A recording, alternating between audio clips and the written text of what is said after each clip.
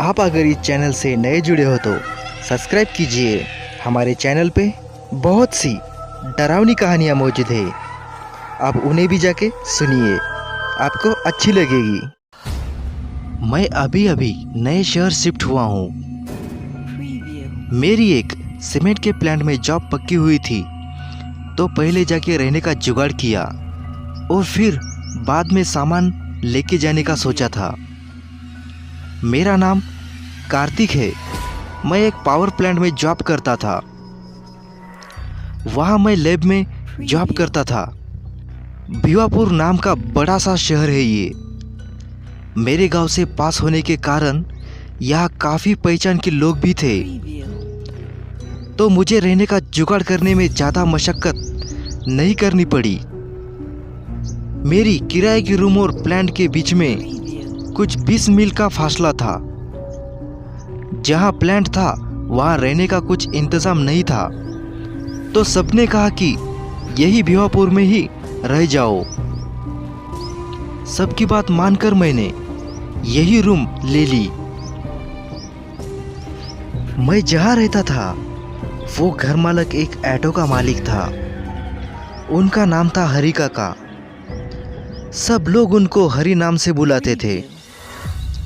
उम्र में बड़े होकर भी वो हमेशा दोस्ताना अंदाज में ही मुझसे बात करते थे। मुझसे उनका लगाव बेटे जैसा था।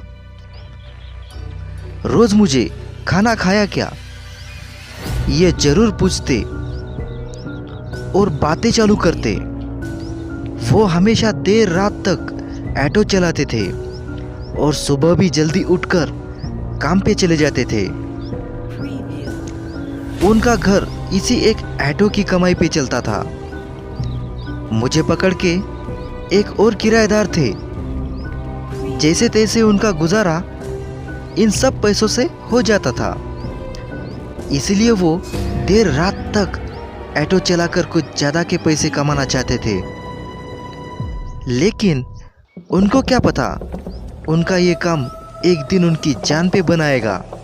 मुझे हरी काका के यहाँ रहने आए कुछ 6 महीने हो गए थे। मेरा प्लांट का काम भी ठीक चल रहा था। मैं जहाँ रहता था उसके पास से हाईवे जाती थी।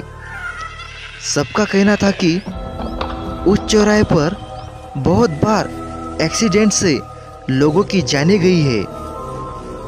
रात को मैं भी आता था प्लांट से। मुझे भी हरी काका ने आगाह किया था। मैंने उनसे यूं ही पूछ लिया, हरी काका वहाँ क्या है ऐसा, कुछ भूतों की बात है क्या? तो उन्होंने कहा, हाँ कार्तिक बेटे, वहाँ बहुत सालों से ये जो पुल बना है ना, सुना है ये जब बन रहा था तब कई लोगों की इसमें बलि दी गई थी। अब वही यहाँ मौत का तांडव करते हैं। काका ने समझाते हुए कहा। मैं थोड़ा डर गया। मुझे सहमा सा देख काका बोले, अरे डरो नहीं बेटा, यहाँ घर में कोई टेंशन लेने की ज़रूरत नहीं है। मैं इतने सालों से ऑटो चला रहा हूँ, मुझे तो कोई भूत नहीं दिखा।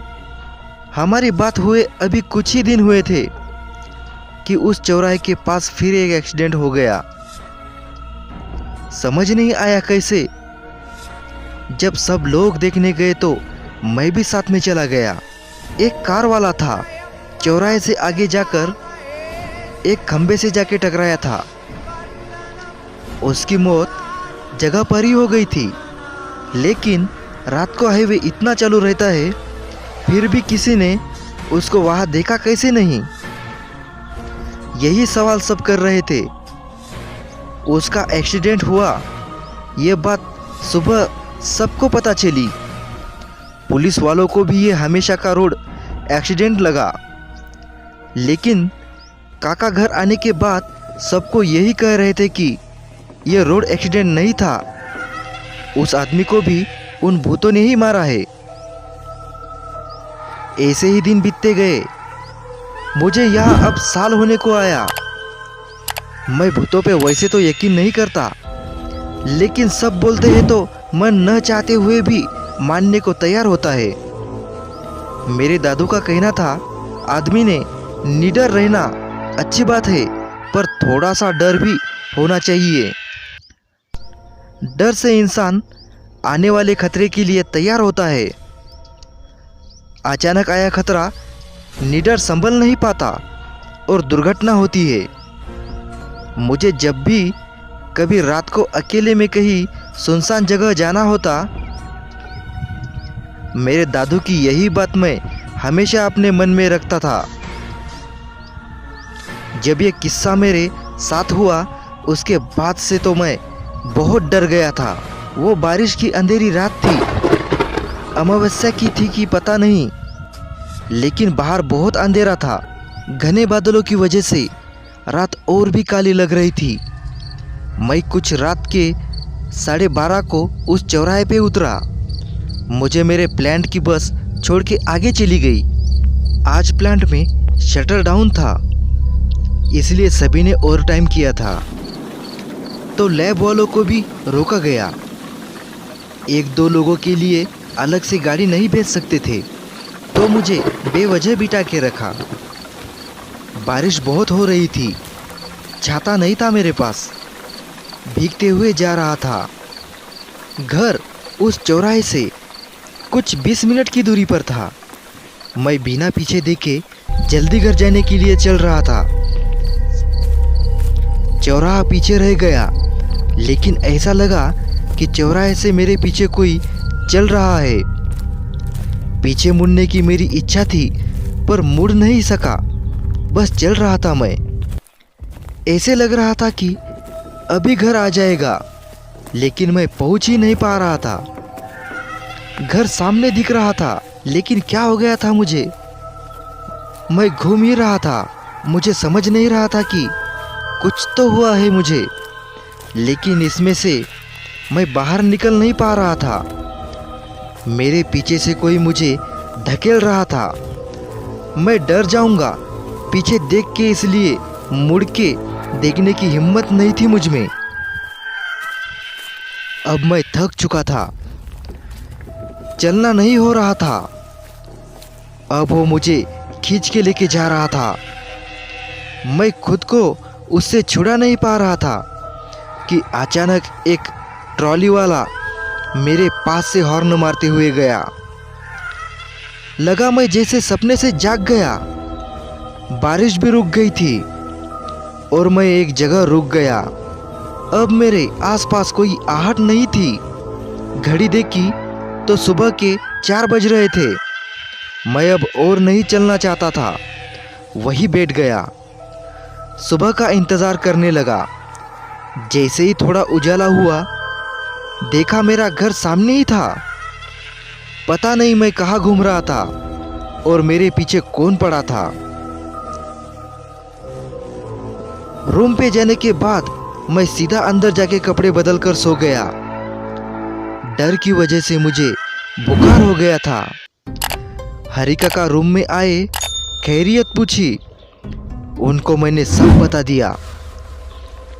उन्होंने समझाया कि शायद कोई प्रेत आत्मा पीछे पड़ी होगी। उन्होंने आगे कहा कि मैंने ऐसा भी सुना है कि ये आत्मा पीछा करके थका देती है। बाद में अगर कोई पीछे मुड़ के देखे तो उसको अपने वश में कर लेती है, फिर वो उस पे हावी हो जाती है।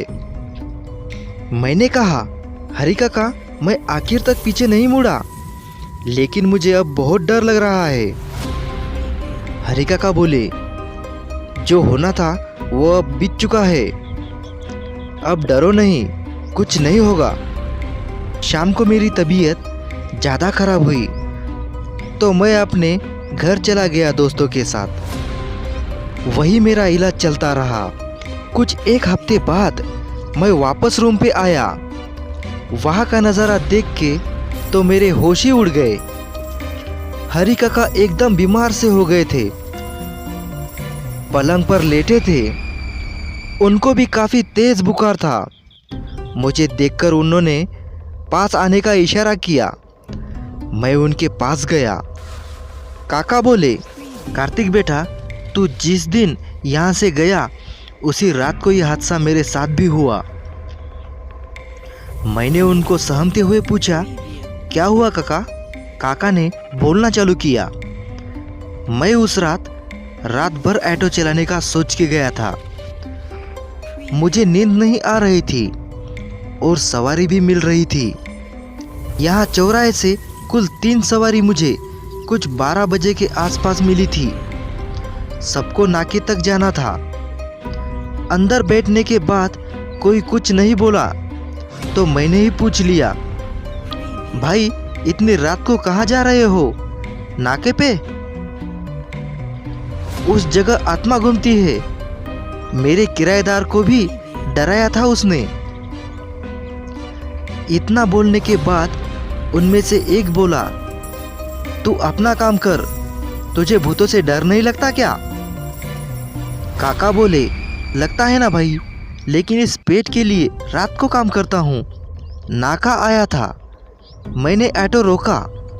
एक ही सवारी उतरी, उसने पैसे दिए, लेकिन जैसे वो चलने लगा मेरे होश ही उड़ गए। कार्तिक बेटा, उसके पैर पीछे की तरफ थे।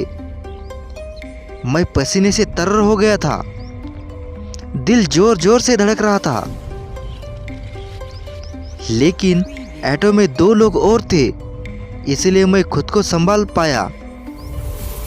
मैंने बाकी 2 सवारी से कहा, देखो भाई, उसका पैर देखो, दोनों उल्टे हैं। वो क्या था?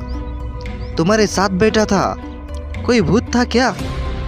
इतने में दोनों सवारी जोर से हंसने लगे। दोनों की आंखें खून की तरह लाल हो गई थी। उनमें से एक ने कहा, हमारे कौन से सीधे हैं, देख। उनके भी पैर उल्टे थे। बस इतना ही याद है मुझे, आगे क्या हुआ पता नहीं। घर वाले कहते हैं कि मैं वहाँ बेहोश था। ऑटो में लोगों ने मुझे घर लाया। मैं सुन्न सा रह गया। ये सब हमारे साथ ऐसे कैसे हुआ समझ नहीं पाया। मैं रूम में गया और प्लान जाने की तैयारी करने लगा। आज भी मुझे रात होने वाली थी। डर तो था, लेकिन काम था तो करना ही था। मैं काका को मिल के चला। उस दिन के बाद से काका कभी ठीक नहीं हुए। बुखार कम ही नहीं हुआ उनका। डर से वो अंदर से टूट गए थे। कुछ दिनों में खाना पीना भी बंद हो गया। और एक दिन जब मैं प्लान से वापस आया तो काका हम सबको छोड़ के चले गए थे। घर वाले रो रहे थे। उसी दिन एक मांत्रिक को बुला के घर में शांति के लिए हवन भी हुआ। मुझे भी कुछ सहज नहीं लगा तो मैंने वो घर बदल दिया। लेकिन मेरे साथ जो हुआ वो क्या था, इसका जवाब किसी के पास नहीं था। उन प्रेत आत्मा ने काका की जान ले ली थी। मैं बच गया था। भगवान का शुक्रिया करता हूँ और रोज अपने काम पे चला जाता हूँ। ये कहानी आपको अच्छी लगी हो तो इससे भी डरावनी कहानी सुनने के लिए स्क्रीन पे जो वीडियो दिख रहा है उसमें से एक क्लिक कीजिए और आपके अपने SK the horror story channel को सब्सक्राइब जरूर करिएगा।